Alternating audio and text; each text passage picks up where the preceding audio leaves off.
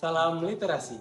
Nama saya Mufti Mazal Usman, siswa kelas 11 SMA Terpadu Kridan Nusantara angkatan 29. Beberapa waktu lalu, saya selesai membaca buku Sebuah Seni untuk Bersikap Bodo Amat karya Mark Manson. Buku ini benar-benar berbeda dari buku motivasi yang lainnya. Biasanya, buku motivasi mengajak kita untuk selalu semangat, terus berusaha, dan menjadi yang terbaik.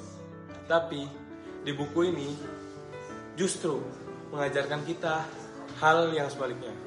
Kita tidak harus peduli pada semua hal. Yang lebih penting adalah memilih mana yang layak dipedulikan dan mana yang bisa dilepas dengan tenang. Percaya atau tidak, hal itu membuat hidup terasa jauh lebih ringan. Apalagi bagi remaja seperti saya yang sedang belajar menata diri. Buku ini diterjemahkan oleh Fajar Wicakso dan diterbitkan oleh Grasindo pada tahun 2016. Buku ini berhalaman 246 halaman dengan ukuran 13 x 19 cm. Genre buku ini adalah pengembangan diri, tetapi penyampaiannya jauh dari kesan yang kaku. Justru, gaya penulisannya terasa santai, cair, dan tidak menggurui.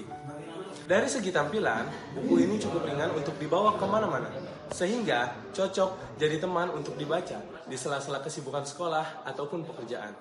Sebagai seorang remaja yang berusia 16 tahun, saya sering merasa tertekan.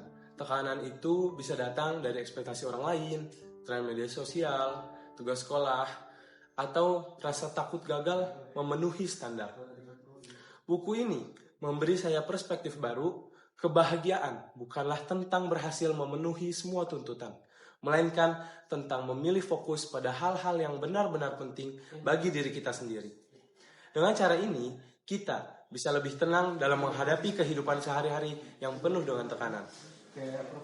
Gaya menulis Mark Manson juga cukup unik. Ia menggunakan bahasa yang blak-blakan, santai, bahkan kadang diselimuti dengan humor.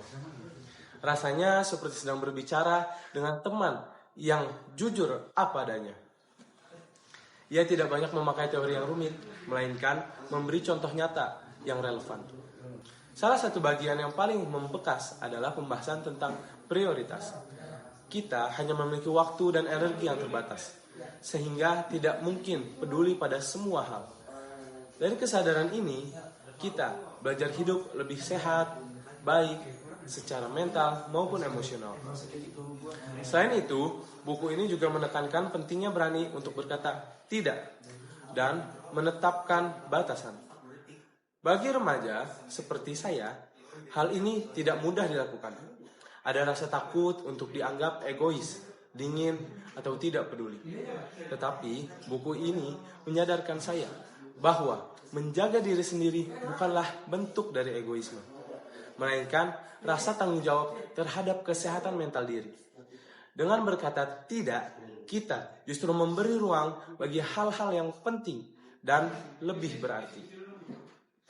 Walaupun saya sangat menyukai isi dari buku ini, ada beberapa bagian yang mungkin terasa berat bagi saya. Mark Manson sering menyinggung sisi gelap kehidupan seperti penderitaan, kegagalan, dan ketidakpastian. Ada juga pernyataan yang membingungkan. Misalnya ketika ia mengingatkan tidak ada yang benar-benar penting. Menurut saya, tetap ada hal yang penting dalam kehidupan. Seperti keluarga, sahabat, serta nilai dan prinsip yang kita pegang di dunia. Meskipun ada beberapa kekurangan, secara keseluruhan, buku ini sangatlah bermanfaat. Sebuah seni untuk bersikap bodo amat mengajarkan kita menerima ketidaksempurnaan, lebih peduli pada diri sendiri, dan berani melepas hal-hal yang tidak penting.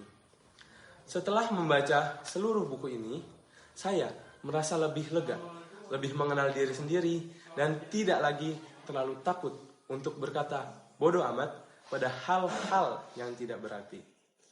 Bagi siapapun yang sedang merasa capek, cemas, atau bingung untuk menghadapi hidup, buku ini bisa menjadi teman yang membuka perspektif baru. Salam literasi.